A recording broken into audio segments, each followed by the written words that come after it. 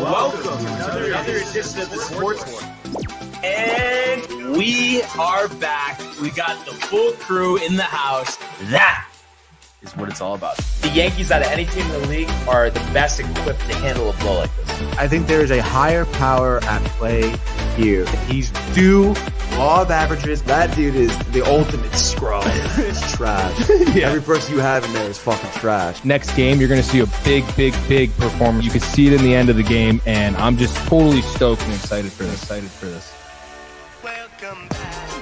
Welcome to another edition of the Sportsport. What is up, everybody? That's right, Tony, your interim host and producer for the day. Brian, out on assignment. Yankee game for him today, dude. Barring, the poor weather, dude. We'll see what happens. I'm sure we'll get a nice little update from him. But we have, I guess, a little special treat for you guys at home, dude. My co-host today is our new intern, Danny Green. What's up, buddy? How we doing today? Good to be here. Excited to be on air.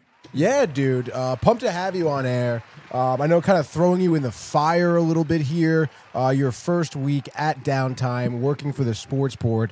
How's your first week going? It's going well. Really jumped into editing the social clips. Doing a great job on that. Thank you. With the little experience I had and going over with Renee yesterday, showed me a bunch of things that I hadn't thought about posting wise. Yeah, dude, that'll definitely happen when you're posting. Why don't you tell people a little bit about yourself? Sacred Heart, Rising Senior. What do you do there, dude?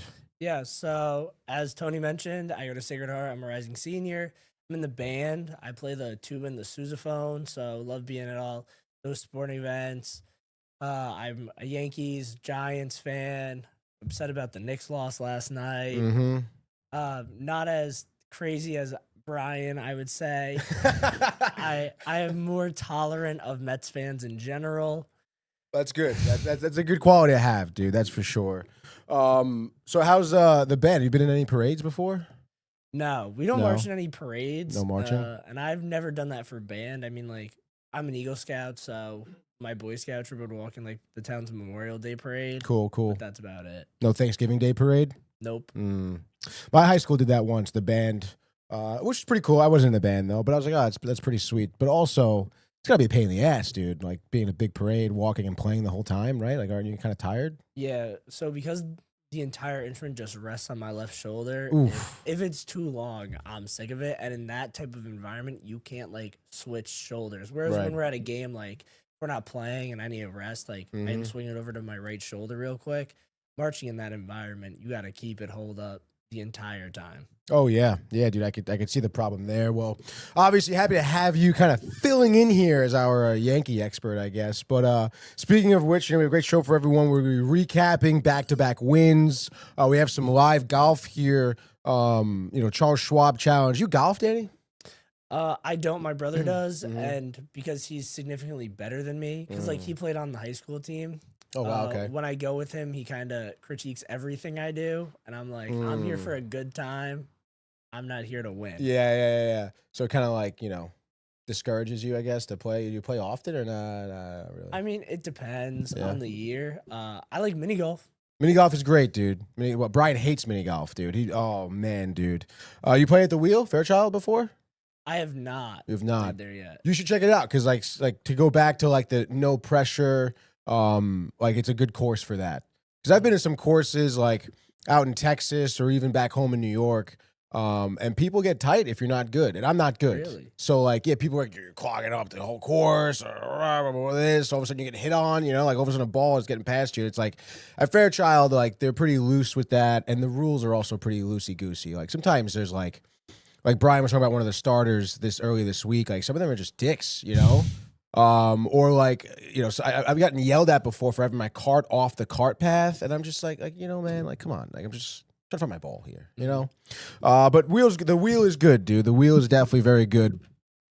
Speaking of very good, as I'm losing focus here, we do have a bunch of comments, there we go, that I want to get to. Oh, lost it again. Sorry, I'll fix it in a second. Brian Barnaby says, I thought walk-offs were a must in the title. I'm not going to lie, Brian, that one I think that one's kind of on me a little bit, dude. Hold on, I gotta fix this focus. Let me just like a little bit of that, a little bit of that. Damn, dog. All right, stand by.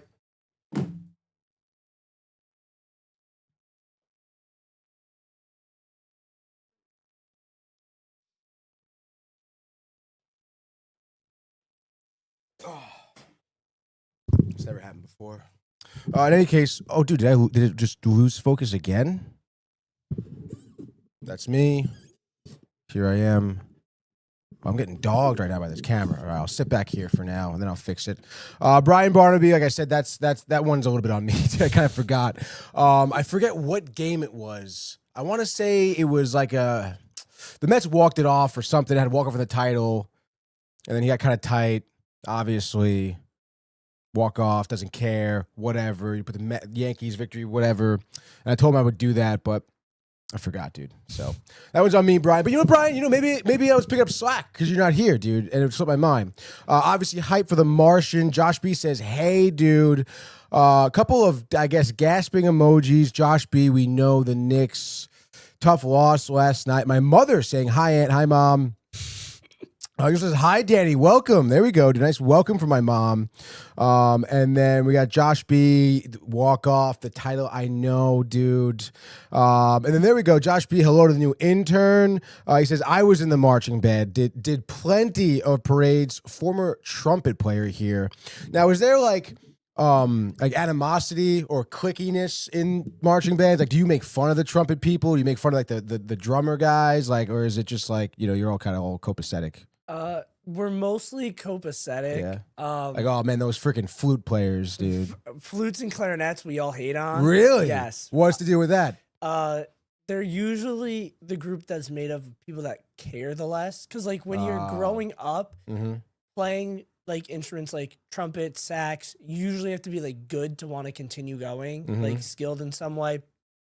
In like the trombones, euphoniums, tubas, there's not that many people, but flutes and clarinets, like band directors will put a lot of people on. So like as they go, you see them drop the most, and then they're kind of most lackadaisical when it comes to things. So in our band, when we're doing marching stuff, they're typically like the section that can't get it together. When we're running rehearsals, we're repeating things 25 times because there's like 4 of them that still haven't gone. Oh, man, that's mad funny. All right, there you go, Josh B. Brian Barnum says, "In the Uber to the train right now, the Let's Go Yankees." And he says, "Mini golf is for kids, dude." Listen, I enjoy mini golf, dude. Especially like, again, you go on vacation, the summer, LBI or something like this. Mini golf is great, dude. A little ice cream. In any case, dude, we have a great show for you guys. As Matsuyama, by the way, just misses about a 20-foot putt for birdie, a little bit right around the cup, half cup to the right, maybe. But in any case, dude, I guess let's go right away. I think, I know basketball, whatever, but we're gonna start as we typically do in the world of the MLB.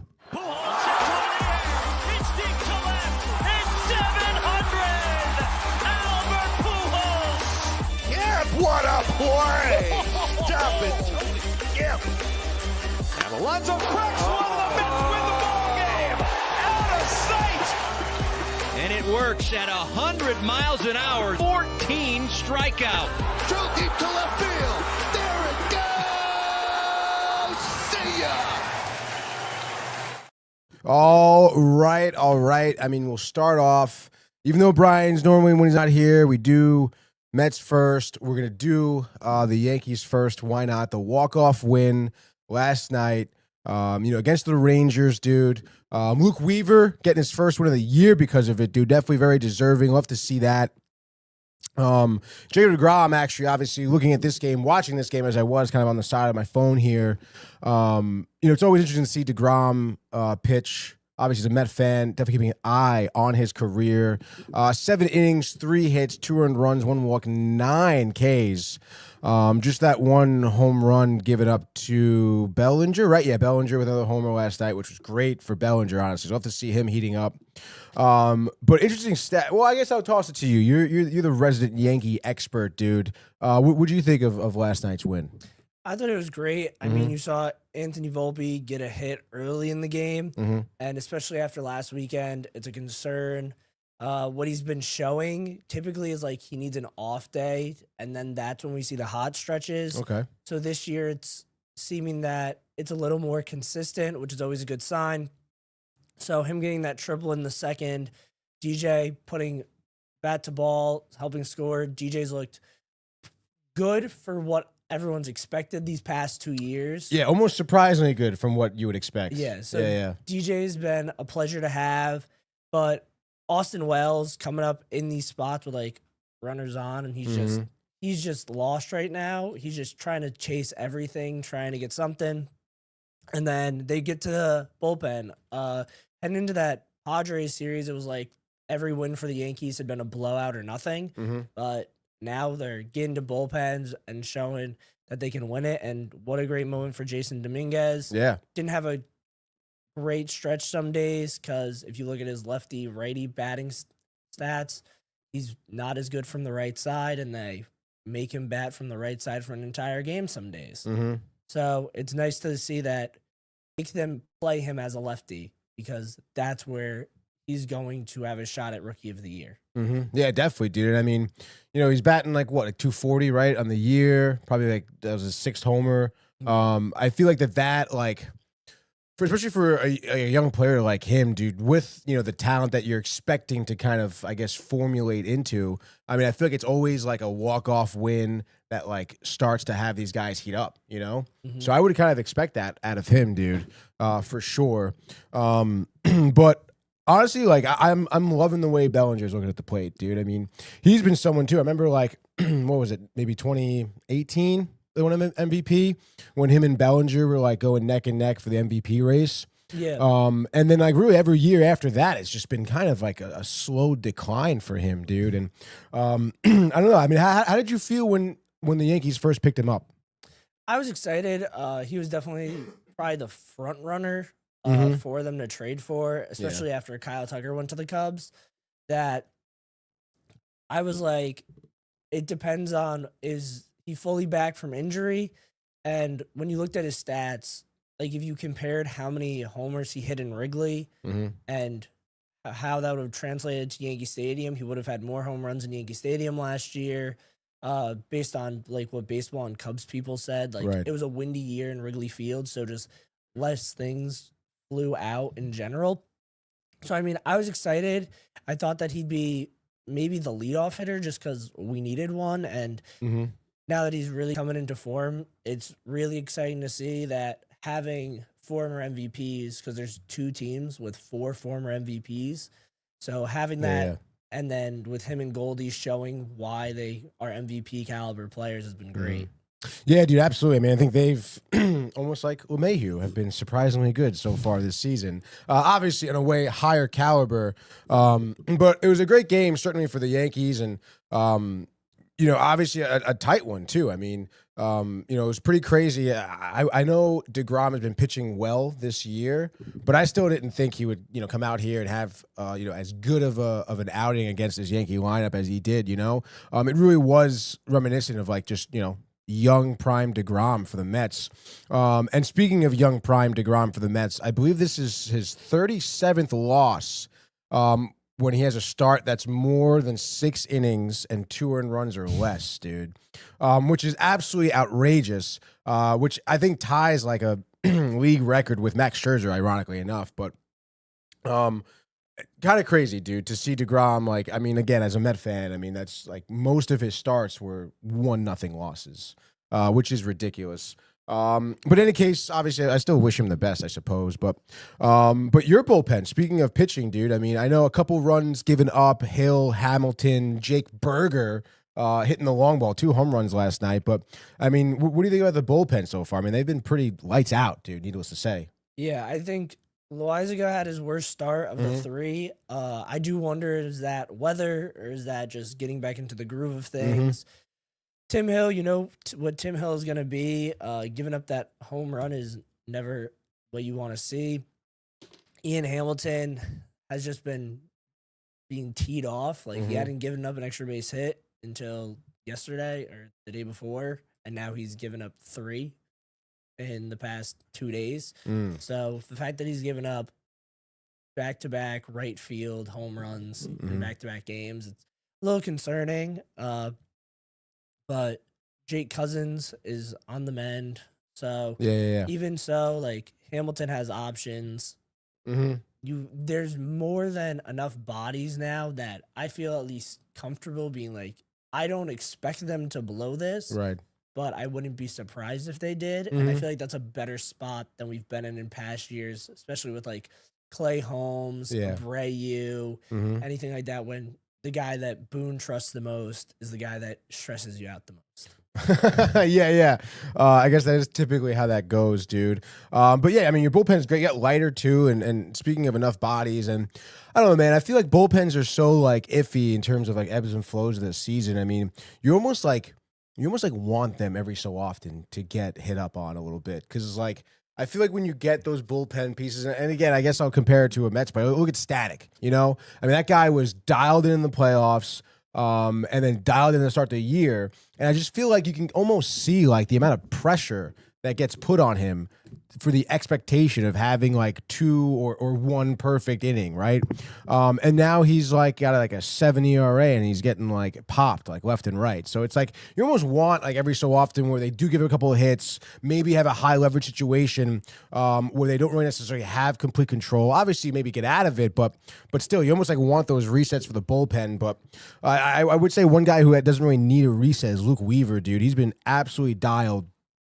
I tell Brian all the time. We talk about Weaver's debut. I was standing in a comic book shop with Mike watching like the 9th inning against the Cubs on Weaver's debut. And you could just tell this guy was just absolutely electric. Could be a great closer given the opportunity he had it. What were like, obviously I would imagine you're loving Luke Weaver, but it's like, where do you want like Devin Williams to fit in? I mean, do you like him as the 8th inning guy at this point just because that's where he's doing well? Or do you like, are you trying to like see what like back to what he was last season with the Brewers and be your closer guy? So I think it's a mix, because when we've had a few extra inning games lately, and having Luke Weaver be able to come in for like the heart of the lineup, and then knowing that you can go to that like 1B in Devin Williams and he can get out like the bottom half of the lineup, I think is great. So I think we're using them as a tandem, like if like they've been doing on days where like on Tuesday, Devin Williams pitched the 8th, and then they put up a bunch of runs in the bottom of the 8th, so then Luke Weaver didn't have to pitch at all. So those things, those are great. I think using them as like a 1A, 1B is probably the best way to go, especially because when you use the same pitchers in the playoffs, the same relievers, that's when they start being seen well. Like Emmanuel Clase got seen a lot, got hit a lot. That's when Luke Weaver and Clay Holmes started giving up those big hits, because when you keep seeing them every day, you're just going to get used to their tendencies. So being able to have that movement where Devin Williams can go maybe in a game 2 and 3, and you have Luke Weaver as your game 1, game 4, anything like that to kind of spread out, so you have a better chance in any series. So you think like you're expecting Williams to be like that guy he was last year, basically? I don't know. Like as good as that. Like nowhere, like obviously not what he is now, right? Yeah, I think that he'll be better.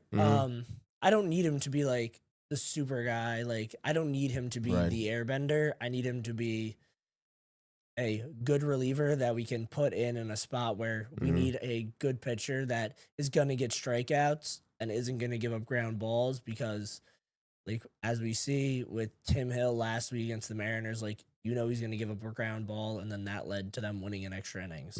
Yeah, no, definitely, dude. It's again the Williams situation is pretty interesting because like I don't know, when the Yankees picked him up again, I was like, oh, we got Weaver, and I guess it's always good to have bullpen pieces, but it's just like, you know, I mean, the last time we saw him, like Alonso, you know, hit that home run off of him that ended the Brewers season, you know, and it's just like I don't know, especially for positions like closers, I mean, I feel like those things stick around in big moments. And then you get traded to a team like the Yankees where it's like, like, it's not a smaller market, you know. It's not a Milwaukee market where maybe you'll have like, you know, a bunch of reporters who are more sympathetic to situations. You know, you're gonna be questioned. You're gonna be like, you know, on the hot seat constantly if you're not pitching well. And obviously, you know, it is an adjustment period as any player coming to New York. But I mean, it definitely is a totally different animal dealing with the media here. So it should be interesting to see how mentally and obviously mechanically he kind of develops here for the Yankees. But like you said, I mean, I kind of anticipate him to be a good enough setup guy. You know, I mean, there's really no reason the talent's there, you know. So tonight, you know, you got, I guess this is the third game, right? This was a 3-game set against the Rangers, right?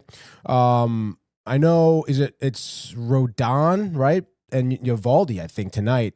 You know, trying to wrap up this series here. You got through DeGrom, which was great. I mean, obviously, you would think next to, even though Eovaldi's been pitching really well since he's been on Texas. What are your thoughts on tonight? I think because of the weather, it'll help Rodon being a fly ball pitcher or strikeout guy. Yeah. I think that weather's going to really help him. As you saw last night, like, the balls were jumping off the bat, but once it hits all that rain in the air, it just sort of dies. I think, again, Eovaldi is a tough pitcher to face, but as long as the lineup can continue to work and not, like, completely get embarrassed, then I believe that will be good. Rodon's really come into form. And so Aaron Judge has been slumping for, like, the Aaron Judge level. Yeah. So that's just crazy to say that he's batting .402, but he has started a slump. So I'm not too worried. It's the first series in a while that they've won the first 2 games and even had the opportunity to go for the sweep. So it'd be nice if they were able to do it against a team that people expected to be in the playoff race. Yeah, dude. And it's pretty crazy, too. Eovaldi, 4-2, 1.61 ERA, giving up 2 earned runs the last 5 starts. Strikeouts are high. He's going 6-7 innings a start, which is pretty crazy. I mean, especially, I don't know. I'm sure more so for you because you've seen a lot with the Red Sox, but not for nothing. When he went to the Rangers, I was kind of like, man, this guy's like kind of getting a little older. Like, maybe he'll have like one more shot with the Rangers, and really that's it. And even if that, and they win the World Series, and I'm like, all right, that's probably like, you know, the Rangers mortgaged a lot of their future to get the players they had on the team. And I was like, all right, you know, you probably won't see Eovaldi like really doing much. Kind of surprised how dialed in he is right now, dude. It's ridiculous. You know, I think it's great. I mean, during the offseason, I was hoping that he'd come back to the Yankees before all the pitching news shook out. And so, I mean, I think he's been really good of the past few years. Like, he's gone to the Rangers and become like new man, like tightening it up when he was good with the Red Sox. Like, it's just, he's taking it to another step, and that's outstanding. Yeah, dude. And, you know, it's interesting. I mean, obviously, you know, you can tip your cap to Bruce Bochy, the old mentality. But also, I would imagine that their pitching coach is working wonders. I mean, not for nothing. Between him and DeGrom, it's like they're staying healthy and they're pitching really well. Knock on wood, you know, I'm still anticipating, you know, DeGrom IL stint at some point this season, I'm sure. That I still don't understand. Like, when you're in the Mets, it's like they couldn't figure out even what was wrong with him. You know, it was like lat tightness, but then it was forearm issues, elbow problems, and it just seemed like it was just one thing after another. And I don't know, dude. I mean, I don't know how you feel about it, but like, or how you can compare it to maybe another pitcher, but I mean, I don't know. I'm rooting for him to have a good season. It is tough that he's not a Met. I mean, what are you gonna do though? I mean, the Mets moved on. What are you gonna do, dude? Speaking of moving on, we have a couple comments here. Ernie with the early year, dude. Ernie, glad you're in here. Obviously, he's pretty happy. You can figure out why, because he says he absolutely torched FanDuel last night. Are you a sports betting man or not really? Not really. My thing is, like, I don't want to take like the easy stuff. So I know that just picking all the things that have the toughest odds is going to make me lose a lot more money than I win. Yeah. It is tough, dude. I mean, Ernie seems to be pretty good in terms of his track record. I had a short stint in sports betting. Like you said, dude, you end up like losing more money than you make, but maybe that's my fault. I don't know. But it definitely does make games more fun. I mean, do you bet on big games at all, like NBA Finals, Super Bowl? Like, you're gonna toss a couple of shekels, or no? Not usually. No. I mean, I also like am fresh 21, so for it to even be legal is like Oh yeah, true. only like a month and a half for me. Yeah, so yeah. I'm not opposed, but I'm also worried that like if I get into it, am I just gonna just be like, oh, Dark hole. Yeah. Yeah, dude. Hey, where's Danny? We haven't seen him anymore. Oh man, he's gone. He's out of here, dude. Ernie, another Yankee fan. Love it, dude. How about Ernie trying to like coerce me into switching sides, calling me an L7 weenie, dude? Absolutely ridiculous. That's never gonna happen, dude. There's a snowball chances in hell, Ernie. And then Jay Bird. Brett Beatty is him. Beatty, couple good hits last night. We'll get to it. But yeah, dude, he's been great. Jay and I talked about it. Definitely a breath of fresh air compared to Vientos at third base. Jay Bird says him too, Ernie, in terms of the FanDuel Lindor anytime home run last night. And then Brian Barnaby says, how about the Yankees, Jay, playing pretty well right now? We don't usually allow switches, but we make an exception. Ridiculous, Brian. And Jay Bird laughing. Haha, they're okay. Brian, I guess at this point on the platform and or on the train, I mean, Brian, like, give us like an update. Are you got the rain jacket on? Are you anticipating the game to play out here? You have how many beers in your pockets right now? What are we drinking at 10:26 a.m., dude? When's the last time you've been? Oh, he says platform, gates opening on time. And then I'm sure there'll be another comment coming in with maybe Miller Lights. Buying a poncho at the stadium. That's probably pretty smart, dude. I'm surprised Brian doesn't have his own Yankee poncho, to be honest. When's the last time you've been to a game, Danny? Sunday night. I was at Mets. Oh, that's right, dude. I Sunday forgot. night. The Mets-Yankees game. I don't care about that. I don't want to hear about that. Champagne beers in hand, dude. Miller High Life, dude. Jay Bird wants to know the gummies, dude. And then Ernie coming in here with his bets. Santana Chapman home run, $5 for $250. Then I hit live. I don't know. Oh, Pacers money line? Really, Ernie? Hallie, 30 point, 10 assists, $5 for 90. Then called the alien walk-off, 5 for 50. Took money from there and pushed it to 350 in the casino. That's wild, dude. $10 deposit turned into $570 plus yesterday's 5 for $250. And that probably is why I haven't done sports betting, is because, like, listen, obviously Ernie has it down to a science. I think I would never be able to do that. I don't have time for that. I don't have like the mental capacity for that. And then that's funny, dude. Jay Bird, why do your eyes look like that, Brian? The gummies, dude. In any case, good for you, Ernie. I'm happy for you. Maybe you can throw some bread. Well, I guess the Mets are off today, but this weekend, dude, maybe you can throw some bread, on the Mets, dude. I guess the Dodgers struggling right now. Kershaw gonna get popped. Like, could be smart, dude. And I guess before we move on to the Mets, prediction for Yankees tonight. I think Carlos Rodon probably gives up, I don't know, Jake Berger seemingly becoming a Yankee killer. I know, right? How crazy is that? So I probably gives up a long ball to Jake Berger. Wyatt Langford probably gets a big hit. So Rangers probably score 2.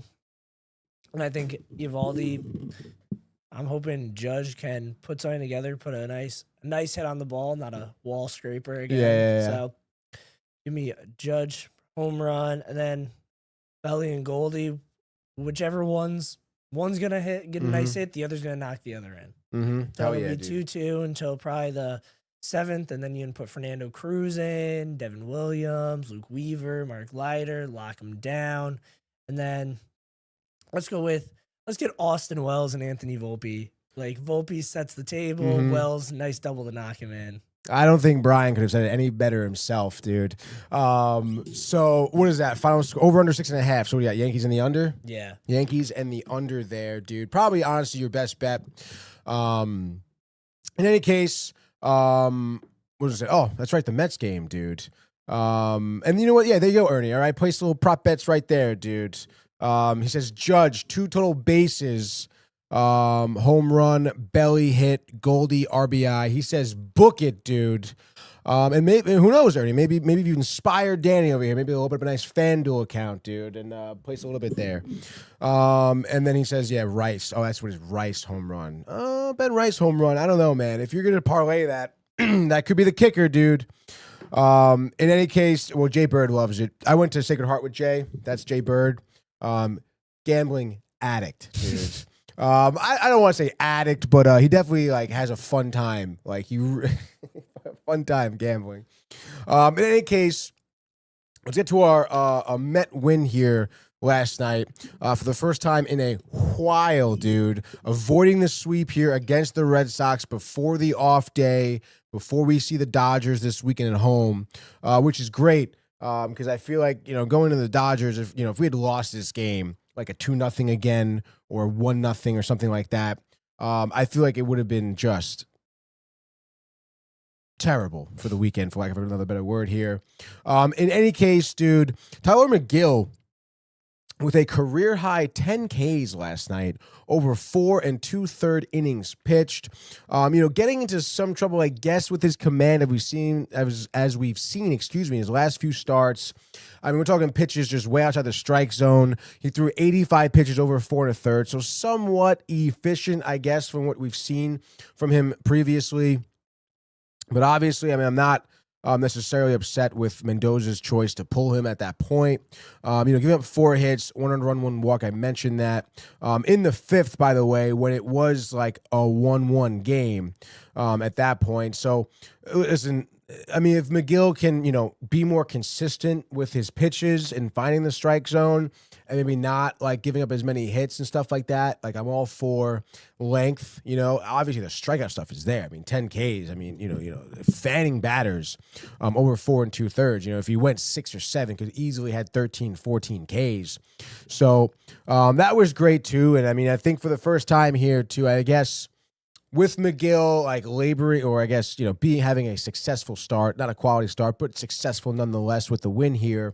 And then I guess just the batters, getting through Crochet. I mean, not for nothing. I mean, I feel like this was the tougher pitching matchup, or the toughest pitcher that the Mets were facing over the course of this series here. And to see Crochet's line, 5 1/3, 5 hits, 1 earned run, 1 walk, 5 Ks. Again, I mean, he's been like, absolutely dialed this season for the Red Sox. To see a lot of Mets batters just, be patient at the plate, not necessarily chase, off-speed pitches like we saw, in the series against the Yankees and even this series here. It just seemed like that the pitch recognition for Mets batters were just a little bit more on point. And I don't know if that's just because they knew Crochet could be a dominant pitcher and they were watching extra film on him. And, Jeremy Hefner was working with Mendoza was working with the batters, more so than prior to recognizing Crochet's pitches. But finally it worked. I mean, the Boston doesn't have a great bullpen. So, you get through Crochet, he gives up 1 earned run, you get to the bullpen, Liam Hendricks, who, I mean, not for nothing, like, I haven't seen Liam Hendricks have, like, a great season in, I don't know, like 5 years, let's say, dude, which is, terrible. I mean, obviously, you don't wish that upon anyone, I guess, necessarily, but he doesn't last an inning, gives up 3 earned runs, here, which was in the 7th here, a 2 RBI single, which was 2 of 3 RBIs he had last night. Obviously being a huge benefactor for the offense, and then so did a sac fly RBI as well. That, like, literally at that point, 4-1. I mean, listen, I'm not that guy to say it's over, but again, the way the game was going, the way the Red Sox were hitting, or the lack thereof, you kind of felt really good about that. And then you get Garrett coming in the 8th.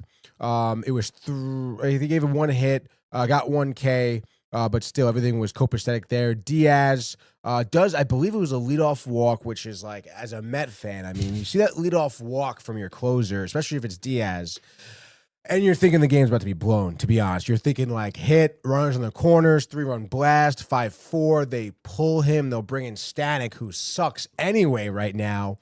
So, obviously, to see, though, Diaz come back from that leadoff walk, to get a strikeout, to end the game, it was great. Diaz's ERA, which once was almost high 3s to start the season, 2.84.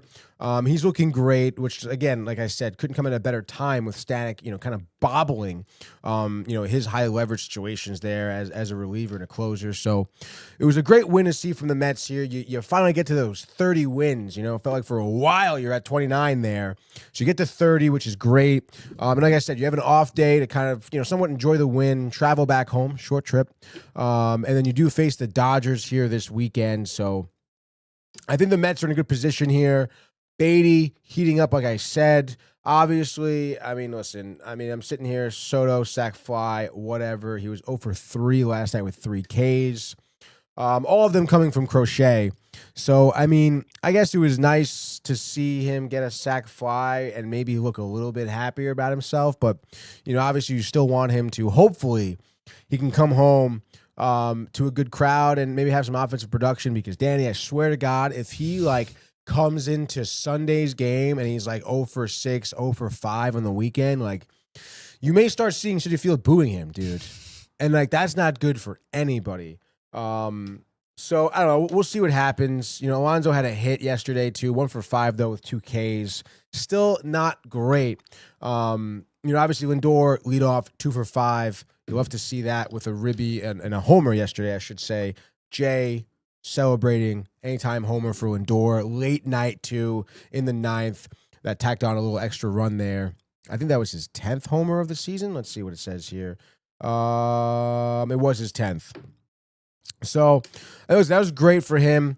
Obviously, Lindor, specifically, I guess Lindor and Alonso, you could say, have been, somewhat carrying the Mets on their shoulders so far this season. And a big reason why they were losing, 4 or 5, or I guess 5 of 6 at that point, was because those guys kind of cooled off a little bit. And, you hope they can kind of come around and figure it out and trickle it down. You see kind of I guess Mendoza messing with the lineup a little bit, giving Nimmo the night off, starting Marte. That really didn't do much to help your lineup here because Marte was 0 for 3 with a walk.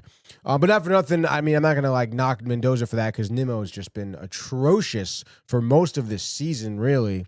So Terren's 2 for 3 is nice too. Listen, the bottom half of your lineup, you're looking at 10 hits from your lineup, and 7 of them came from batters, 6 through 9?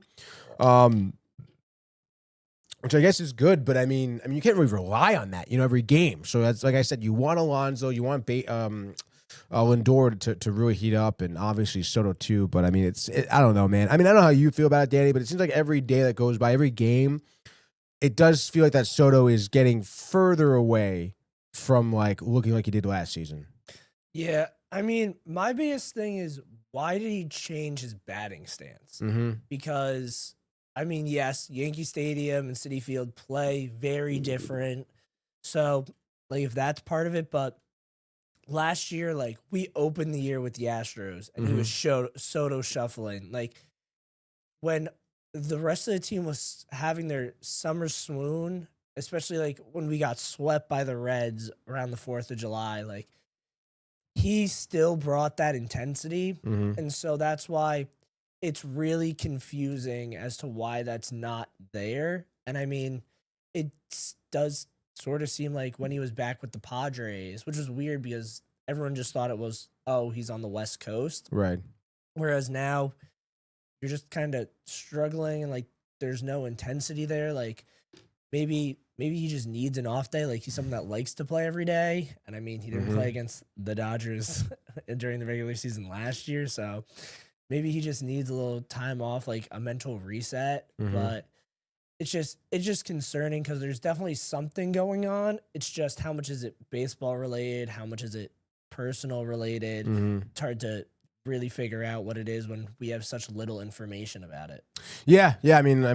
Especially for something like that, it's personal information. No one's really gonna be able to know or help him other than him. So obviously it is really tough. It's I don't know. I understand. It's almost like, Pete Rose said it best, right? It's whenever you're in a slump, you don't ever change your batting stance. You don't change your swing. You do what he says, one of 8 things. You move up in the box, out of the box, inside, outside, choke up, choke down. And instead, not for nothing, I haven't really seen him do any of those things. You know, I mean, you can even, I guess, go back to even the first game of the season, dude. I mean, you know, he had a chance to walk it off, or I guess at least, you know, give the Mets the lead, I should say, in the top of the ninth. You know, instead, you know, he's getting struck out by Josh Hader, you know, and it's just like, it just seemed like it was one of those opportunities for Soto that was meant for him. You know, first game of the season, you're on the road, you have an opportunity to prove yourself against, you know, one of the better closers in baseball, and you fan on it. And then it just all trickled downhill from there, you know? And I guess, you know, listen, you can speculate the problems, you know, left and right here. But I mean, I don't know. I feel the writing's on the wall in terms of, you know, we've seen it before with many players, big contract, maybe new team. All of a sudden, like, things feel a little differently because of the pressure that's on your shoulders. And I mean, talking about it yesterday too. It's like when he left the Nationals, like, they were happy for him. Like when he left the Padres, people were like, well, the Padres are kind of a dumpster fire, like whatever. Maybe Padres fans were upset, but, you know, you didn't have as much of a magnifying glass on him from the league as a whole. And this is something that's completely new to him. So obviously adjustment period this, adjustment period that. As a Met fan, I mean, you're starting to get really freaking impatient, man, you know? So, I mean, we'll see what happens. If it does take an off day or a couple off games against the Dodgers, that's fine by me. But then you better come back like ready to swing, you know, like hitting the ball well. Like you're not hitting the ball well at all, dude. You had a short stint where you had like maybe like 7-8 hits, I think, in 5 games with like 2 homers, a couple of doubles. But you know, that was like against the Cards and the Diamondbacks, you know, like which Diamondbacks good, whatever. They, you know, they'll have their good players and good pieces and whatnot. But it's like you gotta start consistently doing that, like, to better teams here, you know? So I guess we'll see. I mean, I don't know if you watched any of the Mets game or saw any highlights, but he still just looks downtrodden, dude. Yeah, and it's sad. It's just tough because, like, also the people that say, like, oh, last season he was also playing for the contract. Mm-hmm. So he's not going to get, even if he is feeling this way, he's not going to show it because he was trying to earn himself the most money possible. Yeah.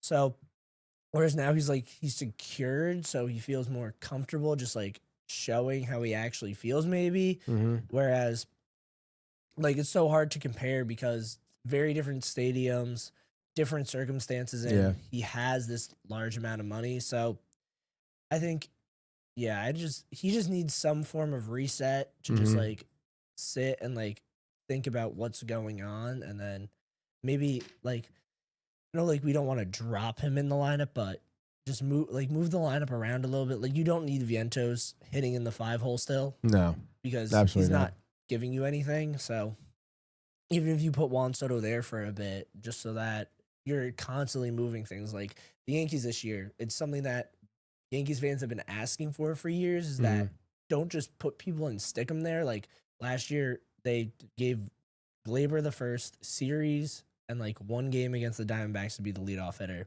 Then it was Volpe for like 2.5 months, and that was when he was struggling. Mm-hmm. So you got to move people around and play the hot hand. You want the hot hands to get the most at bats. You don't want someone that's going to sit there and be moping when they walk out of the batter's box to get an important at bat in the game. Yeah, no, absolutely. And you know, speaking of the hot hand, Jay Bird says Beatty was the spark last night. Soto looks like someone who shot his puppy. Juani's a classic night out on the town. Hit the casino, he says, and hit up Pleasant Moments, dude. I don't think Juan Soto is coming to Bridgeport to go to Pleasant Moments, dude. All right. But no, I mean, I do think that, dude. I mean, listen, I don't know, I don't know. I mean, it's kind of hard to gauge like what the rest of the locker room, what his relationship is with the rest of the team. Because I mean, listen, I mean, obviously the speculation, him not looking happy during the high five lines during wins or whatever, like it does kind of bring up questions, I guess, to how he's interacting with the rest of the clubhouse. But I mean, it may be worth having like his team kind of rally around it. Like, dude, like literally take him out like in New York City or something like that. Like get him, well, maybe not New York City because he'll probably get fucking heckled actually, maybe left and right. So maybe, I don't know, do something with him, dude. I don't know, loosen it up a little bit. Jay Bird also says betting rent on the Yankees as we're seeing Tommy Fleetwood tee off here. Looks like he's tied for 4th here, 2 under. This ball looks like it's bleeding to the right, though. I don't know what this hole is, though. If it's dude, off a tree. Looks like he's in the rough somewhere. A nice little patron is kind of guarding his ball there. So not good for Fleetwood off the tee.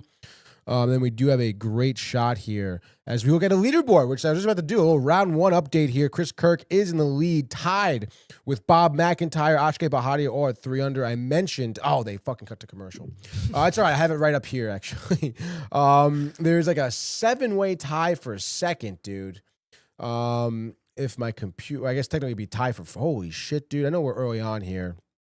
But you got a bunch of people here, technically tied for 4th, I guess, is what they're putting up there, which I guess is Matt Schmid, Pot Geeter, Brian Harmon, Emiliano Negrio, Andrew Novak, Tommy Fleetwood, including Glover, just name a few of the bigger names at 2 under. Obviously, you have to still have another big names tee off yet, like Scotty and such. So, obviously, a lot of golf to be played here, a lot of baseball to be played here as well.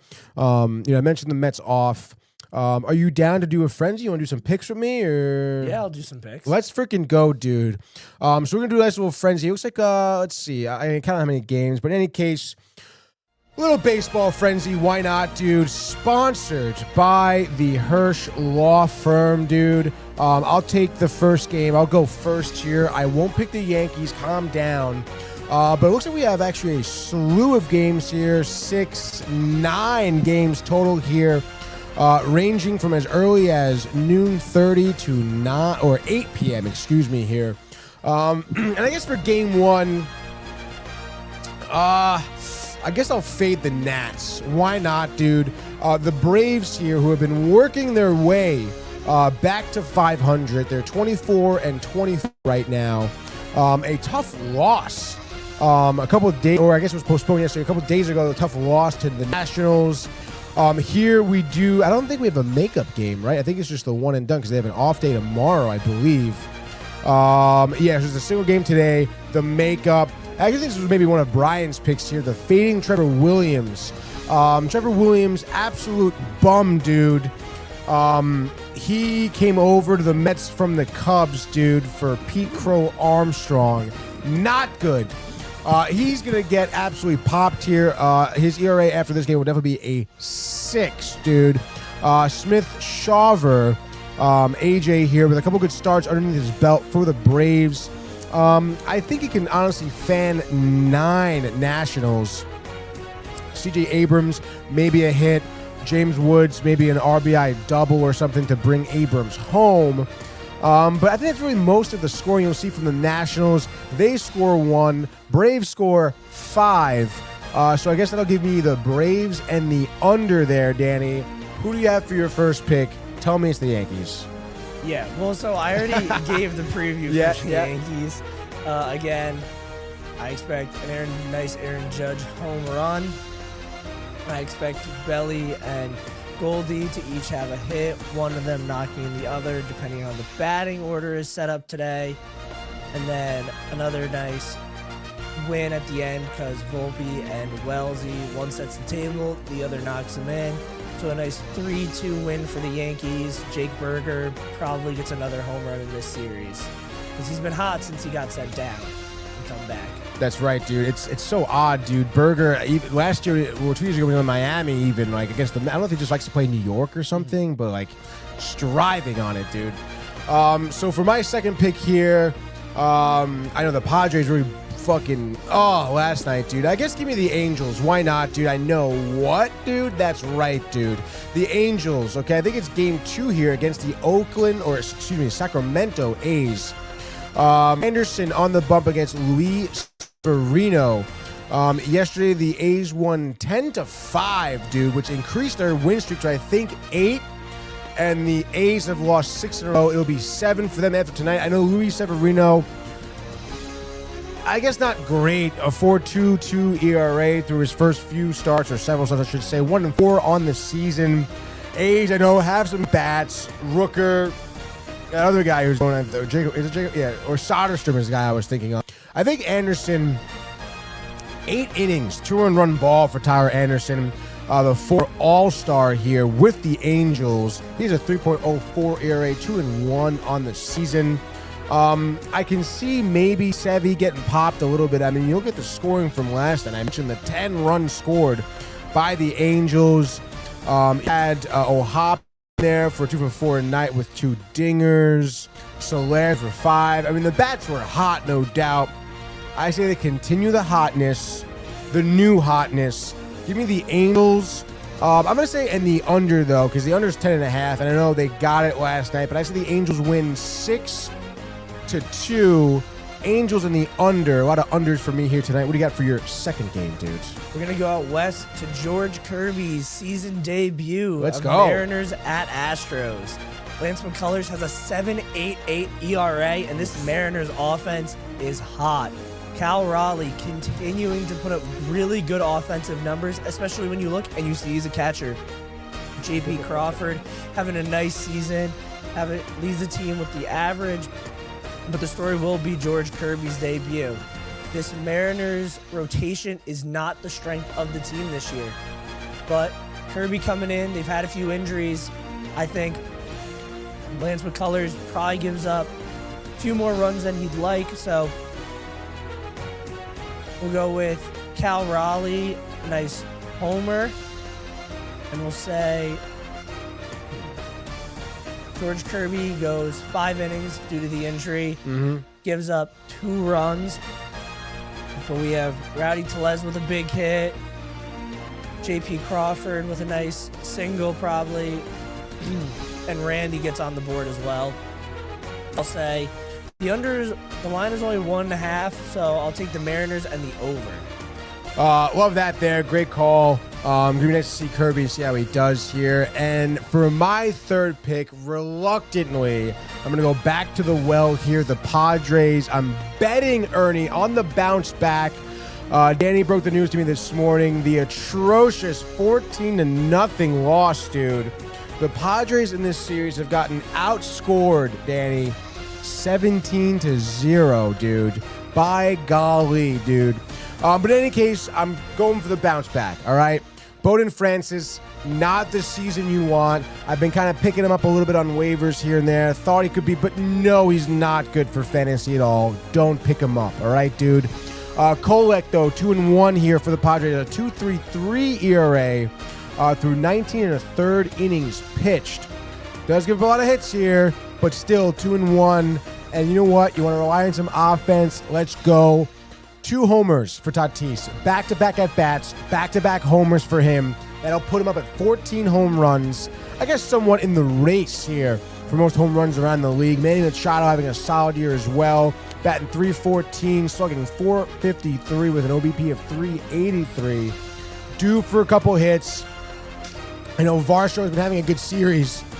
Golden sombrero for Dalton Varsho tonight, okay? Padres win this one. I'll say 6-2, which would leave me at just the under. Padres in the under. Danny, your last pick for the frenzy. I'm going to dive into Brian's well and take the Phillies against the Rockies. So we have Ranger Suarez, who has a 5.09 ERA, but he's 2-0. The Phillies look like they're really coalescing at the perfect time. So why would anyone pick the Rockies to win this game? The line is also only 3.5, so it's definitely going to be Phillies and the over. So it's definitely going to be Bryce Harper. Kyle Schwarber's been on a tear lately. Yep. Kyle Schwarber probably knocks Bryce Harper in for the first run. Alec Boehm seems to be starting to string something together, revitalizing himself a little bit. He gets in the action for Colorado.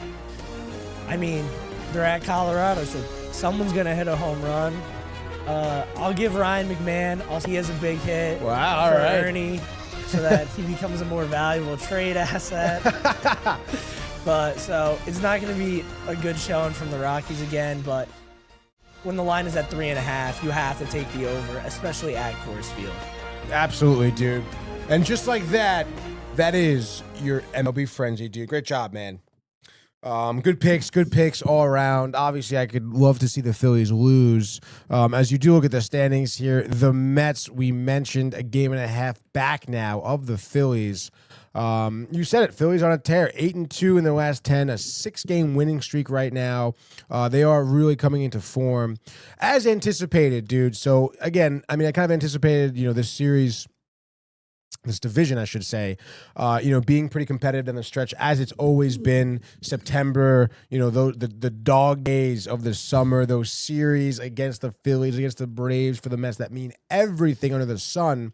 But what do you think about the AL East? I mean, the Yankees here, 5 games ahead of Toronto, who I think is, for me, a little bit surprising that they're in second place. I mean, what's your confidence in the Yankees winning this division right now? I think it's really I know it's early. high. I mean, they're 10 games above 500, and everyone else is hovering around it, except the Orioles, who are back to that mid-2000s, mid-2010s form. Ridiculous. Of just falling apart. Mm-hmm. So I think the Yankees are clear front runners in this division. It's more, who are they going to beat in the AL Central? Yeah. That's more the question. But again, AL Central, you always have to take it with a grain of salt. You get to beat up on the White Sox for 13 games a year. So I think the Yankees are running away with the AL East. And when you have a 10-game lead like this, you can fumble a little because it's going to be unlikely that the other teams catch you. Yeah, no, definitely, dude. It should, again, pose for, I guess, an interesting, latter part of the summer when we do reach to it. But, I mean, in my opinion, I feel like this lead is only going to be extending, Can't believe how just non-competitive the Orioles are. Definitely didn't expect that. And I know, especially, new ownership, but you kind of thought, they'd be expending some more money. You got young guys who should be continuing to mature and develop into better MLB players, but I guess, I don't know, without Corbin Burns, I mean, Dean Creamer, I don't know, their rotation is not great, dude. Their offense has been obviously very lackluster. Minus 85 run differential. Yeah, no, it's crazy, especially because you look at, I think Adley Rutschman is the biggest one you have to look at, because since last year, post All-Star break, it just has not been a good hitter. And so because of that, you had people saying Austin Wells was the best catcher in the American League last year, which, I mean, okay, but let his get on base above 300, and then we'll see about that. But he's been the real face of the struggles I see. I think it's something within that development staff. I think it's more than just Brandon Hyde getting fired. Yeah, obviously he's not getting the most out of the team, but Gunnar Henderson started off, he had an injury early on, so maybe that's affecting him a little bit and why he hasn't been to the MVP caliber player he was last year. And so you also have to think they lost Santander, and so that's a long home run guy. They decided to do Tyler O'Neill, who big strikeout guys, and Gary Sanchez. So they wanted to win with offense. When the offense doesn't perform and you have that type of rotation, you're just not going to luck into any wins. Yeah, not at all, dude. And it's definitely showing there. It just seems that they're in a hole right now they're not getting out of for the season, which is pretty tough to see, I guess, for them. But in any case here, I almost forgot about the grid. I mean, we got to do the grid, dude. I hope you're up on your homework here. I hope Ernie is standing by a little bit, because definitely could use probably some help here. That's not it. Let me just pull up the grid here. Oh, woof, dude. Anytime you see Pirates and White Sox, it's just what are we doing, dude? But I think I have a couple good ones maybe in the holster. Let's see, where are we? Here we go. Bang. Get the music back up a little bit here. There we go. All right, dude. It's me and you, Danny. All right. And possibly Ernie, dude. Ernie says, I'm here, dude. He also says Padres score 7 today. And then Jay Burr says, I love hot offense. I see Pirates Gold Glove. And the only thing I can think of is Starling Marte to be, not the only thing, but barring, Roberto Clemente or Andrew McCutchen. I feel like Marte would probably be way less than that. Yeah, I would have to imagine so. Everyone's going to put Clemente. Yeah. Or McCutchen. I'm going Clemente. I'm not waiting for Ernie. Let's do it, dude. It's Clemente. I'm going Marte. Almost went. There we go. Starting Marte. All right, dude. %. There we go, dude. All right, dudes. Pittsburgh, St. Louis. Gold Glove shortstop. I mean, I guess that could be really anybody. Minimum 1 game Gold Glove shortstop. I mean, I don't know. It's always tough with the grid sometimes. I feel like you can be like, because it's like a broad topic, like you don't know. I guess to keep it with the Mets right now, we can do Ray Ordonez. Unless you have a better one, dude. Ray Ordonez? Sure. Sure, dude. Let's do it, dude. I feel like no one's really thinking that. There we go. Bang! All right, 3% again. The back-to-back threes, the back-to-back Mets, Ernie. Cards, Pirates, Bobby Bonilla he wants. All right, dude. All right, I don't know if you're trying to throw some shade. Bobby Bonilla. 5%, dude. And then I guess St. Louis White Sox. That's fucking tough, dude. Yeah. I mean, like, what the hell, dude? St. Louis shortstops. I mean, who's the shortstop right now? Win? That dude Win? Yeah, Mason Win. I feel like maybe people would probably go DeJong, right, for the past few seasons. Maybe Mason would be like too, like, no one really think of him, or I don't know, because it's always tough with the recents. I know, dude. I guess we put that on the back burner maybe a little bit. Sox Cards. He says Royce Clayton, dude. Let's go. There we go. Sox Cards, Royce Clayton. Bang, 2%. I'm pretty sure, right? Jay. No. What the? Is it Jason Bay? Jason Bay. Yeah. Bang, 8%. I'll take it, dude. Why not? White Sox Gold Glove. I mean. Oh, you know what, dude? We'll make the whole line Mets, dude. Let's go with Robin Ventura. Let's go, dude. Oh, 15%. Shit on me. That's fine. Damn, dude. Seattle White Sox. All right, let's just go with freaking Win, I guess, right? That's how you spell it? I think it's W-I. Is it W-I? Yeah. Yes, it is. Oh, the Y is in Mason. 8%. Okay. All right, I'll take it, dude. Seattle shortstop. St. Louis shortstop, Johnny Peralta. Ernie, sorry, already put one in, dude. We need Seattle shortstop, though. Who's that shortstop right now? It's J.P. Crawford right now. Is it J.P. Crawford, really? Yeah. That's why, like, I feel like that name is very common. Yeah. I mean, I feel like maybe people would have used him, though, because I guess maybe they think of the Giants, though. I mean, the top number is probably going to be A-Rod there. Yeah. It says Mariners, Betancourt. That's a name that Brian's definitely thrown out there before. I don't think that's how you spell it, though.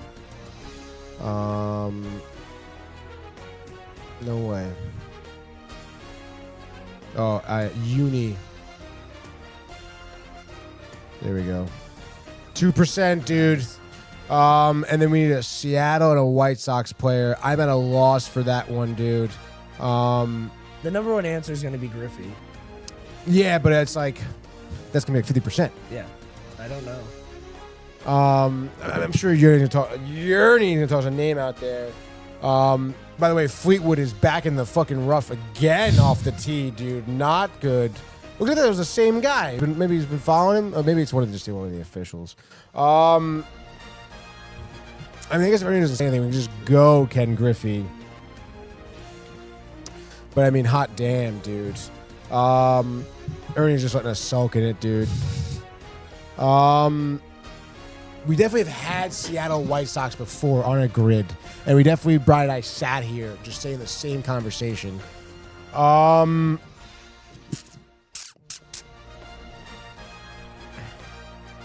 Ernie's calling in. Probably told me what an idiot I am or something for not knowing. Stand by, Ernie. Bluetooth action.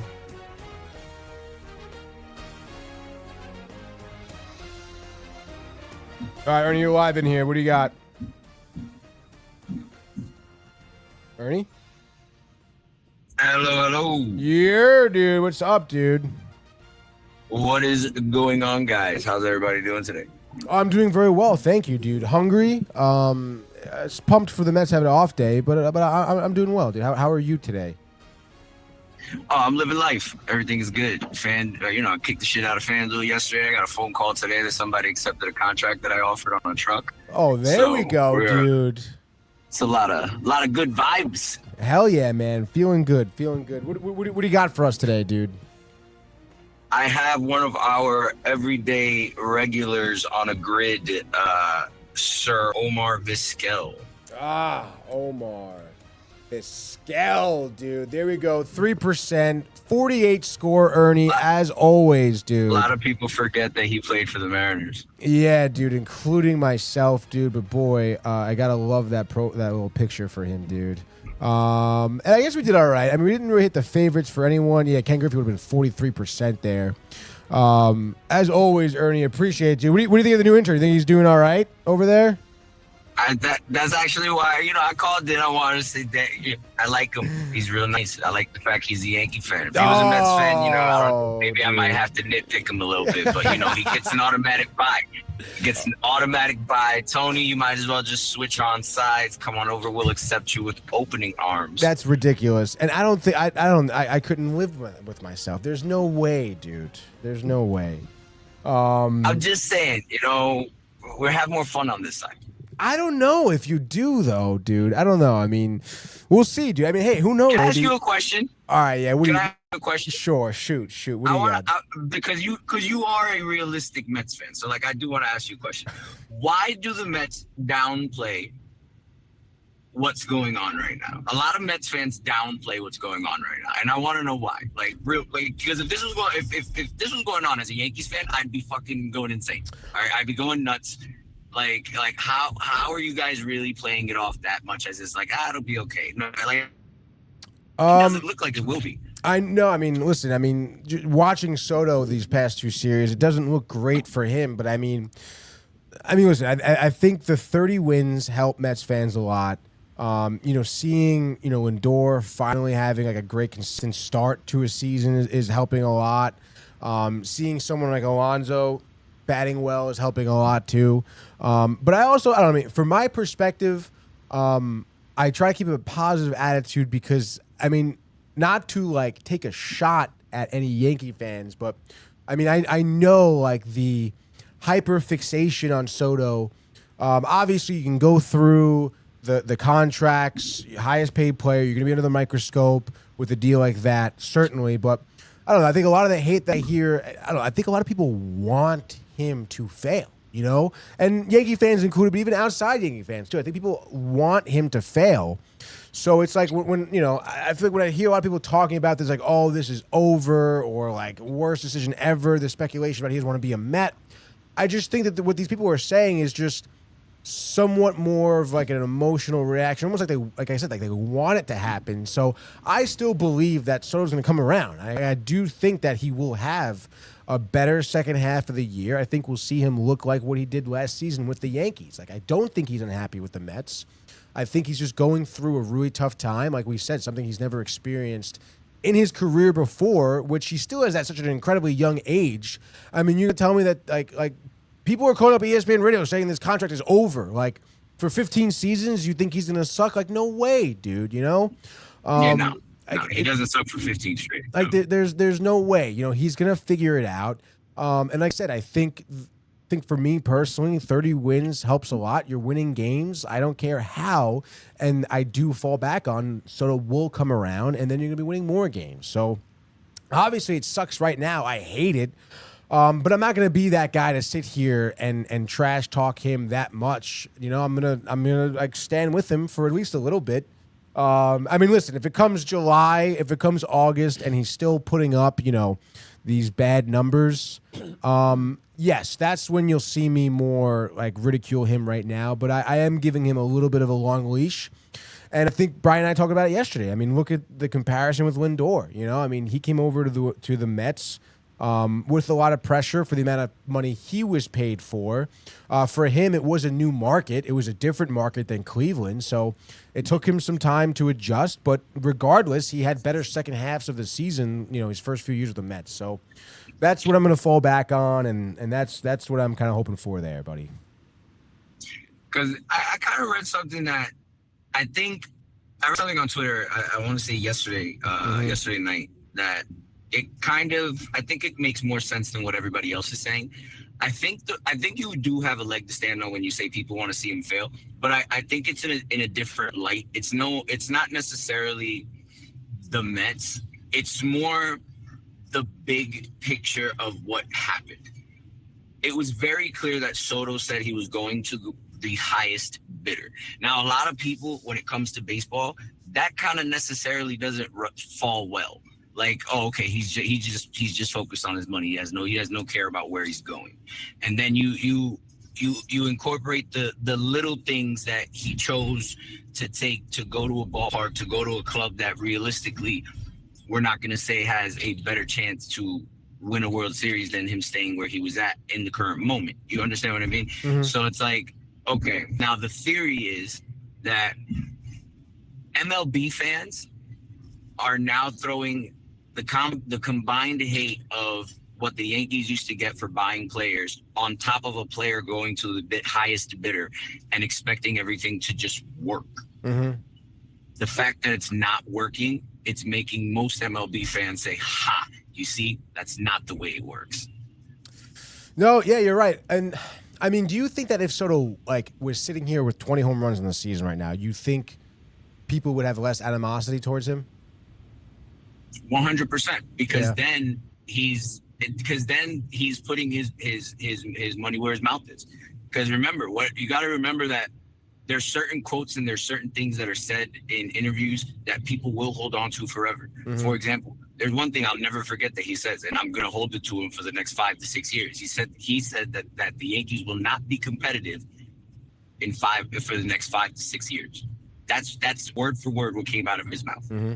So when you say things like that, and then you add, the sweet and the culture, this is, we're going to try to, this is Mets town now. Like, add all of that to the highest paid contract, to the I'm going to the highest bidder, to the throwing money around. Like, all right, cool. All of that is cool, great, and dandy if it works. I mean, it seemed like the way to go because the Yankees, how many World Series doing it? Mm-hmm. So it seemed like the way to go. But if you notice, a lot of people have done that and not get the same results. So sometimes it just doesn't work. Yeah, no, I mean, honestly, I totally agree. I mean, I do, again, if Soto was playing well and it was working, it is a different mentality. It's a different story we're talking about. I mean, I guess look at Ohtani, for example. I mean, you talk about the sketchiness, the deferred money, the avoiding the taxes for these years, and obviously the big contract for him. And on top of that, the gambling scandal. It's like, I mean, that's something that guys But they win a World Series. Exactly. And now the world is fine. Mm-hmm. I mean, those are gambling. That's something like a guy would get kicked out of the league for. Instead, you overlook it because of his production, and he wins the World Series. He's got 18 homers, 17 homers in the season right now. I mean, and this is a guy who is hitting homers while rehabbing from Tommy John. So. Obviously, for Soto, like you said, you can talk all this shit and whatever, but if you're not backing it up, specifically people in the New York market, specifically people who are going to be New York Yankee fans as well because of what you did and said, are going to be putting you through the grinder here. So, obviously it's something that he has to deal with, and I mean, it is what it is, But I mean, I still believe he'll come around. Dealing with it. His first time. I believe he'll come around, but it's. Yeah. It is his first time dealing with it because it's like let's take a step back into his career so far. Yeah, he's young, but he's been around for a while. Washington media, he had no problem with because he was the rising star and they won a World Series. Mm-hmm. San Diego, he didn't really have to take a lot of the heat because it wasn't necessarily his team. I mean, you had Darvish, you had Tatis, you had Machado, you had other people to kind of take the grunt of what's going on, and you can kind of coast. And he still hit 30 home runs in a season, so it's like, all right, you got good production from Soto, so like why aren't you guys winning? Where the attention is going to be somewhere else. Then he comes to New York and he has his best year ever. So where is he going to get ridiculed? Right. He just had his best year. He's just fresh off a World Series bid. Okay, where is he going to get the ridicule? So now he goes to the Mets. He takes the big money. It's a grand situation. Where is Soto going? All of the off season, the story was only about Soto. Now he doesn't produce. The first time in his career, he's not producing, and in the worst media to not produce in. Yeah, and the worst time of his career to not produce in. You know. It's a bad combined situation. And it's like, if you take a step back and look at it as an MLB fan, yeah, you can see why he's getting booed at Yankee Stadium. All the questions, stories, why is Soto doing so bad? Why is there a microscope on him? Well, just look at the overall situation of his career. He was supposed to be the young guy coming into the league, all-time great, and he's still going to be. But this is the first time we've seen him look human. I mean, bro, he struck out 3 times on 10 pitches. Yeah. No, I mean, you're absolutely right. When has he ever done that? I couldn't tell you. So, exactly. So it's just like, you know, it's tough times, and it's just a bad time for it to happen. Yeah, no, literally. I mean, you listen, you're preaching to the choir here, right? But I don't know. I mean, what do you think? How long do you think we're going to wait until we see him resemble anything of last season? I'm going to be honest with you, bro. I think you, I don't think he gets it going until, no, I don't think he eats the season. But I do think it'll take maybe until after the All-Star break. I think the before the All-Star break stretch, I think he's cooked, because it's just like, bro, you gotta imagine the amount of pressure that this guy is under, bro. Like we say it all the time. Not a lot of people can play in New York. Why? Because the pressure to produce is insane, and it's just like, it might be getting to him. It might be getting to him, because, like you said it yourself, look at his demeanor, look at his attitude, look at his body language, bro. Like, all of this 100% might just be getting to him. No, yeah, I mean, you're absolutely right. I mean, it's certainly the writing's on the wall here. But honestly, at the end of the day, for me, I mean, listen, if it's after the All-Star break, I need him in August. I need him in September. I need him in the postseason. You know, and I think rightfully so. I mean, you can disagree, but I feel like if he does perform then in the postseason, I mean, all this kind of starts to go away. Yeah, but here's the problem, right? Here's going to be the biggest issue. If you took an overlook on the National League right now, you guys don't go to the playoffs.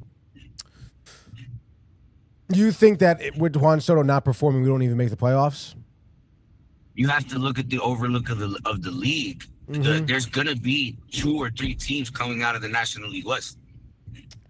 Yeah, no, I mean if you don't win your division, the wild cards are going to be taken up. Because you're not going to be better than those teams out west.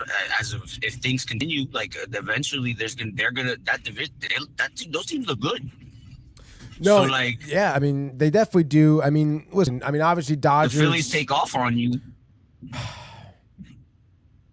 You might not make the playoffs. That's what I'm saying. Like you have to look at the overlook of the league. It's no longer because how many years in a row did 2 teams or 2 or 3 teams come out of the National League East? It was like a good couple of years where like 2 or 3 teams came out of the National League East. It was a wild card team, and then the division winner. Okay, well, now this is going on in the National League West. So if you don't win your division in the National League East this year, you might not make it to the playoffs. No, I mean, you're not wrong, but I mean, I think it was just, that was the same story last season. I mean, the Mets going into August, late July, they were almost 10 games out of a wild card spot. I mean, it took a lot of the late night Mets to come back. So, I mean, I don't know. I mean, listen, I'm not going to. You got to bank on that magic. Yeah. On that magic again. Do you want to bank on that magic again, or be in a better position? I mean, obviously, I'd rather be in the better position. But I mean, it's still possible. I mean, I have complete confidence that the Mets are going to make the playoffs. I mean, I can bet a lot on it. I think I could say that. And not for nothing, dude. I mean, again, I'm anticipating Lindor and Alonso to heat back up again. I mean, you're going to get reinforcements in your rotation. Like, I mean, I feel like there's a lot to look forward to as Michael is in the studio right now, or he's on the line right now, Michael. He's listening. He says hi. Oh, my California sunflower. How are you, Mike? Wow, you're a California sunflower today. Wow, dude. So I don't know. I mean, I think we'll be competitive in the division. I mean, I don't know. I can't sit here and say the Phillies are going to run away with it right now. I know they're keeping up like anticipated, but I mean, it was us beating them in September last season. So, I mean, obviously we'll see what happens, and we'll see where Soto is at as well as other players in the lineup. But I'm anticipating a playoff berth yet again for the Mets here. Yeah. I mean, if everything goes the way it's supposed to be, I believe you guys make a world. I believe you guys. I'm sorry, you cut out there. Did you say we get a world title? Is that what you said? I definitely didn't say that. I think I heard world title. Oh, dude. And who knows, man? Maybe like June 12th, you'll be at the stadium with all of us and you'll get this newfound like love for the Mets or something, dude. Like maybe you'll want to transfer over, dude. Honestly, my biggest frustration with the Mets just comes with my wallet, because it's like Soto has killed me all year, and it's just like, bro, like I have been banking on him like turning it around, and like I took him to hit one in the Boston series, because it's just like there, as much as people talk crap about Yankee Stadium, the bullpen right there at Fenway, the Comiskey pole, like I'm like, all right, maybe he can get one and like kind of spark himself out of what's going on, kind of like, so tell people like fall back, I'm good. No, instead watching him punch out without even swinging a fucking bat. So it's just like, I'm done betting on the Mets this year. There was a good run last year. I'm done doing it this year until further notice.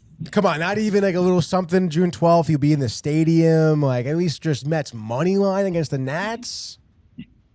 Nah, man. Maybe I'll take the Nats to score 9. Oh gosh. But, outside of that, nah, man. Maybe I'll take Soto to hit a home run, and it happens in front of me, and then you know what? Then maybe I'll start betting him again. But that'll have to happen, and Soto hitting a home run in a big boy field right now is kind of hard to bet. It is hard to bet, but it would be nice to see it in person, certainly. And I'm stoked for June 12th. And before we let you go, dude, what do you got? A little prediction, Yankees tonight, dude. Yankees. I'm actually gonna try my first little hand at picking the correct score. Oh, nice. On FanDuel. I have Yankees winning 5-1. I like that. I like that a lot, dude. I mean, obviously Eovaldi's solid. Their bullpen not great. Yeah, and so Rodon's been good. We'll get to the bullpen. Yeah, we'll get to the bullpen. Rodon will give something up around like the third or fourth inning, but like outside of that, like we'll probably just win 5-1. Something simple, like I said, a Rice home run. Judge get 2 total bases, Goldie for an RBI, Belly for another hit. Yeah, I mean, I really can't argue with that. Yankees, going for the sweep there. Michael commenting, Ernie the GOAT, dude. And as always, Ernie, appreciate you calling in. Yeah, dude, I guess we'll talk to you soon, and hopefully you can maybe close some more contracts today too. Oh, absolutely, boss. Appreciate that. I'll talk to you guys another day. Have yourselves a great day. All right. You too, dude. Peace.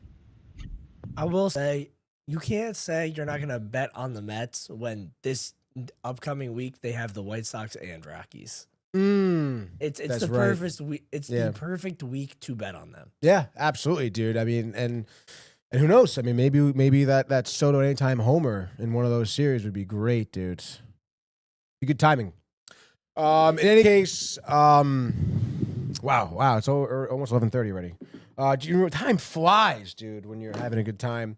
All right, so I guess let's go real quick. I mean, maybe that's so quick, but let's go to the world of the National Basketball Association. The Bulls go! LeBron James at the buzzer!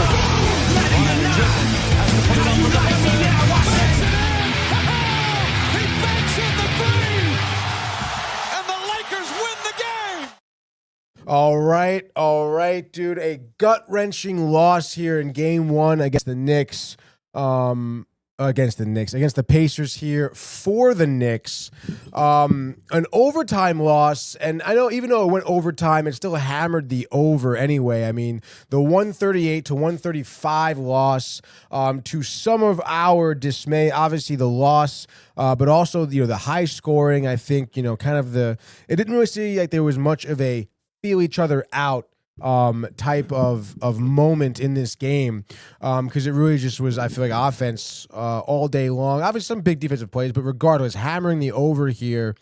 And I was telling you, got caught at the end of the fourth quarter and a little bit of overtime on the road here last night.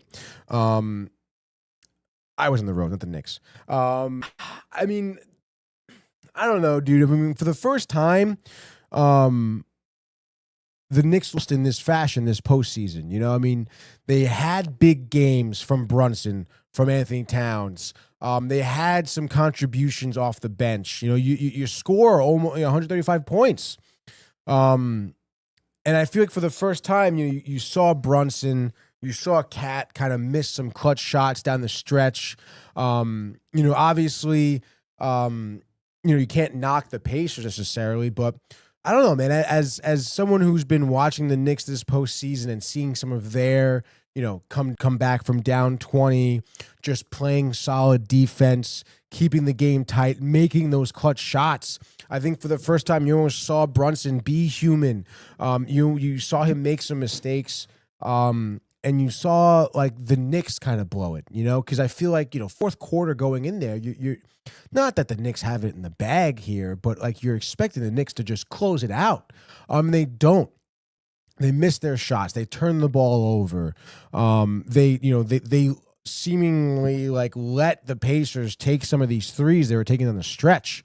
I mean, are you worried that this type of loss is going to be somewhat of a like groundbreaking thing for them and things are going to start to fall from underneath them, or what do you got, dude? I don't think it's going to be anything groundbreaking. I mean, everyone knows how fast-paced the Pacers are, but when it comes down to it, the Pacers locked in on defense at the end of the game after giving that like 17-3 run when Jalen Brunson sat. They locked it in, and then they just let Nesmith shoot every three, and he became prime Steph Curry. Like, it's again like what people were saying about the first two Boston wins. Like, they're never gonna shoot that bad again. You're gonna bank Nesmith to make all those threes again to close out a game. So, 8 for 9 from three. Crazy. It's crazy. So I'm not worried in the sense that I don't think this is gonna be a competitive series. Right. I think the Pacers still didn't fully figure out what's the best way to guard Jalen Brunson for the duration of the game. It was only late that they would double, and then they have the speed to where someone can recover really quick. So I'm not too worried. It's really disheartening to see, and that everyone was contributing. It wasn't like, it's just Jalen Brunson, but I think you got to look at, I think it was the end of the second quarter where the Pacers weren't scoring. Tyrese Halliburton had like their last 10 points to even keep them in it. So I think this is a series that is fully dependent on Tyrese Halliburton. I mean, he's proving that no one should ever call him overrated. Yeah. And so that shot at the end of the game when it bounced up, I was like, please don't go in. Please Oh don't my go gosh, in. dude. But it did. And so he celebrated a little too early. And so I hope that's bulletin board material. Take that, use it, blow him out next game. Yeah, no, absolutely. And it definitely was, kind of crazy to see Obi Toppin with a couple big dunks down the stretch of the overtime, too. I mean, I'm sure there's definitely a little bit of revenge, I think, in his head as well. So it should be interesting. I mean, obviously, it plays out for, a great series here, competitive series, no doubt, as we anticipated. But I don't know, man. I mean, losing game one at the Garden is definitely tough. I mean, we'll see what happens. Like you said, I mean, you got to, take some of these things, fuel your own fire, but also just like, forget about it. It's just next game up sort of deal. And you kind of have to have a fresh start at it. As we have a couple comments coming in. There we go. Michael Thief was saying, reminded me of Reggie Miller in the Garden when he scored 8 points in 9 seconds in Game 1 of the Eastern Conference Finals against the Knicks. And then Ernie says, I find it funny that everyone says they're better than Hallie till it's time to be better than Hallie. Ernie, we know, kind of betting on the Pacers last night, so I didn't listen to the game at all. Did you? Were you listening to the game? Were you dialed in? Like, were you watching this whole game? Or? Yeah, I had the game on my laptop, Yeah. Yankees on the TV until the Yankees ended, and then the game went up on my TV. But yeah, I mean, Reggie wasn't that bad. There were a few points where it was like okay, like everyone knows that you're Pacers, but I think last night he did a pretty good job. Of, like, non-biased, balanced. Yeah, oh, that's good. That's good to hear. And obviously we'll see what happens. I mean, listen, it's easy to kind of stay non-biased when teams kind of coming back a little bit, so we'll see. But in any case, we do have some more basketball tonight, dude. Timberwolves, Thunder, Game 2. Thunder Game 1 here. Kind of taking the bull by the horn a little bit and kind of showed him what's what, and that the bull being the Timberwolves here. But what are you anticipating for the Thunder? What are you anticipating for this game tonight?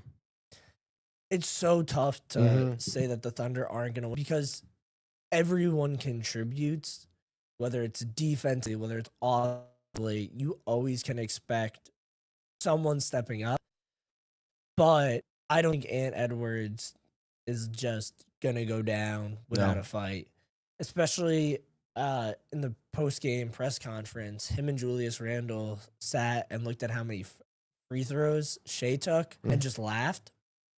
So hopefully the officiating is more like what it was with the Knicks Pacers. Like, you let him play, you called the egregious stuff, and so hopefully it's a lot less just if Shea is just going down, whether it's like a fall, he's getting a foul shot. But I think it's a close one.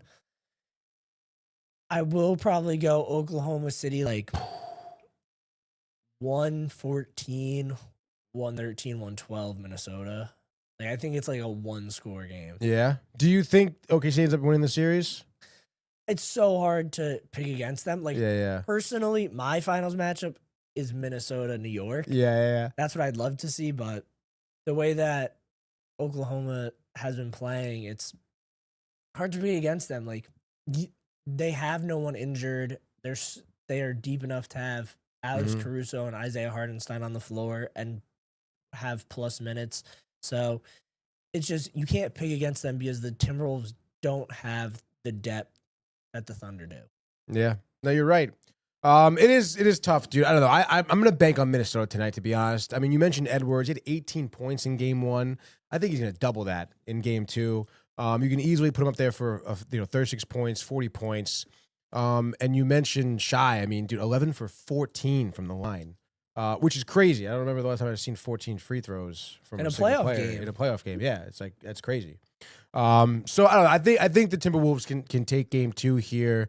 I guess technically they obviously they would be upset, but Minnesota giving 7.5 plus 7.5. They can definitely cover 7.5. I think.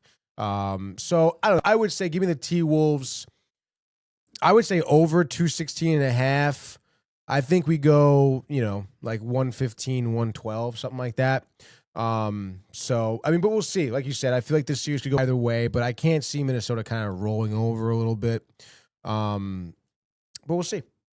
I think regardless, makes for some good basketball, and honestly, I'm kind of excited to see. I like watching Minnesota. They're a team. Obviously, Edwards is electric. Not for nothing, seeing Julius Randle play well. I'm kind of happy for him a little bit. I think as a player, he took a lot of slack from Knicks fans. Yeah. And for him to be performing, averaging probably around the same amount of points, honestly, Edwards has been doing this postseason. So that's cool for him, dude. And like you said, to see Minnesota Knicks in the finals would be very, very interesting or fascinating, as Brian would say. And we also do have some hockey games to talk about just quickly here on the way out. As I lost my hockey page, but nonetheless, we did see Dallas beat Edmonton Game 1 Western Conference. How are you in hockey? Are you into it? Only playoffs or what? It's a very loose follow. Yeah.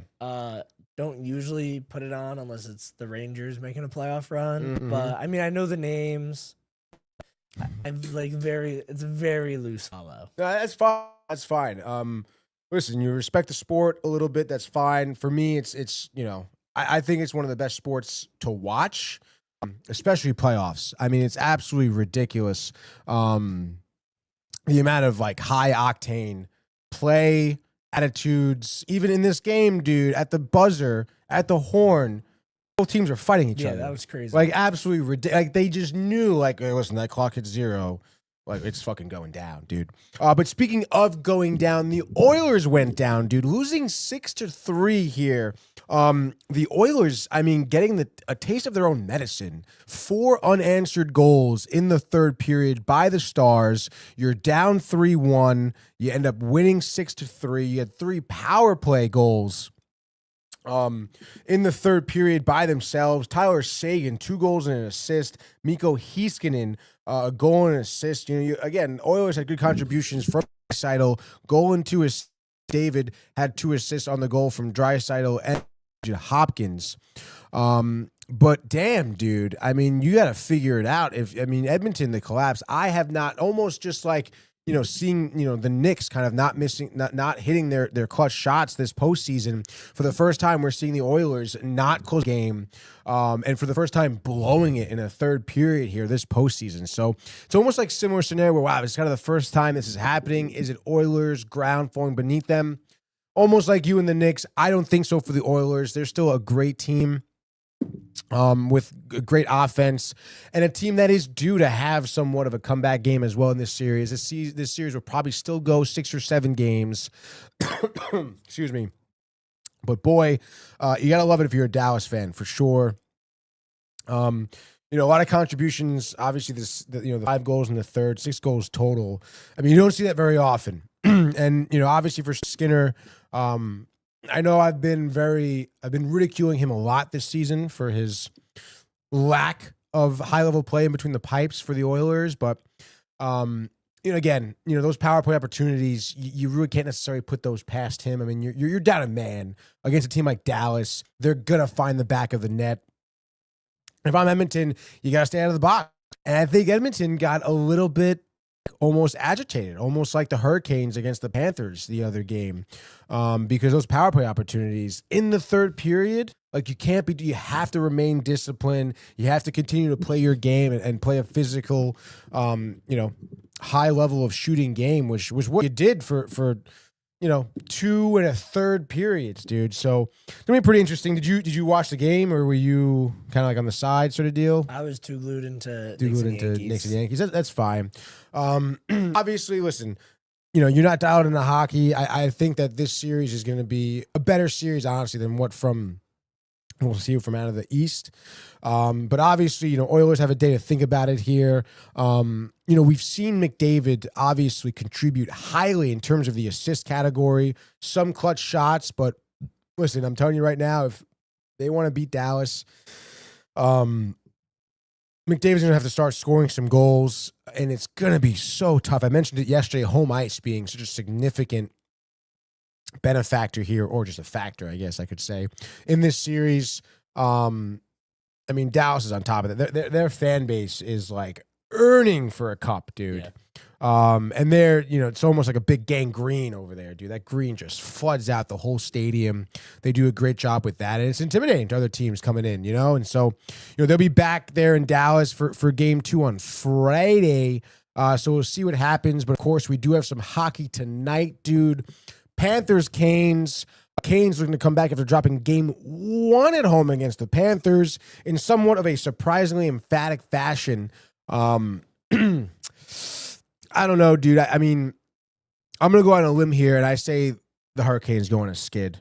I think they may even be gentlemen's here. They get, gentlemen's sweep here for the Canes, to be honest, dude. Panthers are on it. Hurricanes are in their head, and I'm telling you right now, I think it's going to be even worse because they're going to score no goals tonight. You're going to see a Bobrovsky 2-0 shutout by the Panthers. It's going to be crazy. I think Bobrovsky's due. He's due. He's bound to have won a series, and I think in game 2 to steal it again, to go down at home for the Hurricanes, to be so bad. And I think it's Panthers, Reinhart, Tkachuk, your 2 goal scorers there. I mentioned Bobrovsky. I'm saying, 33 of 33 in net for him. Absolutely dialed. I mean, I like the Canes. I know they're good. They got depth and everything.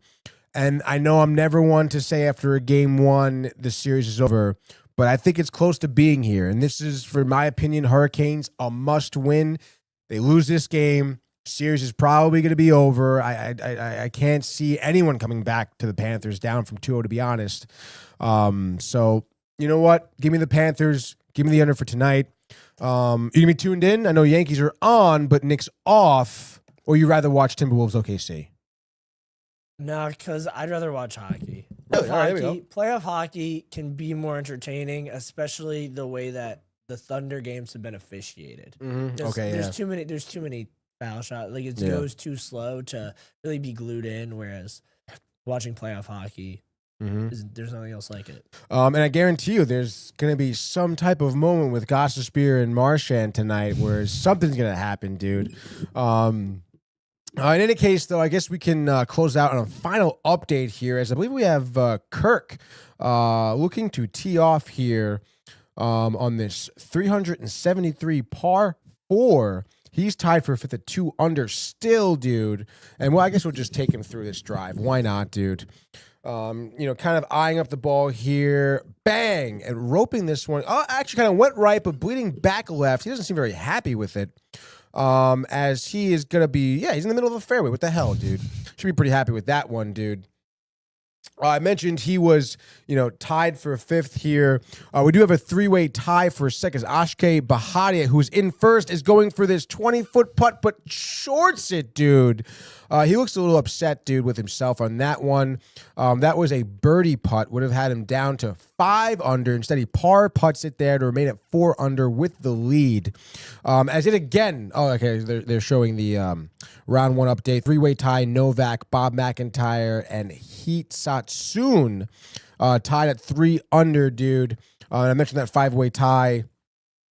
Harman, Matsuyama, Kirk, Glover, all of them still at 2 under, dude. Nothing like watching golf that gets me in the mood to golf. I'm not going to lie. But obviously today is not the day with the rain. In any case, we'll keep you updated tomorrow, on round 2 and such for the Charles Schwab challenge here. But other than that, dude, I'd say great job today, Danny. Great show. Great job. Yeah. Did you enjoy yourself? Yeah, I did. How's that chair, dude? It's comfy. It is very comfy, that chair. I love that chair. Nice at the table. And I'm sure everyone at home was comfy. There's a comment actually on the way out here. Derpy Entertainment does say 2 good things happened last night. The Oilers choked and the Knicks choked. It was a glorious night. Honestly, I'm really only happy for half of those things that happened. But nonetheless, happy that Derpy had a good time. Appreciate the comment, by the way, on the way out, dude. But then I also appreciate all you guys who tuned in. Ernie with the call in, Michael Theophil, Jay Bird, Josh B, the classics, dude. Brian even finding some time on the train in between beers to be commenting. My mother as well. Hopefully Brian stays dry. The poncho. Hopefully he can get a nice New York Yankee win here. I hope everyone kind of enjoys their day. Hope everyone enjoys their games. And I guess we will see you, as I didn't have this set up, it doesn't really matter, dude. Mañana! Hey guys, Tony here from Downtime TV checking in. I want to thank all our fans out there who's been liking, subscribing, sharing our content. You guys are the best. You guys are our bloodline. You make us love what we do. Thanks again.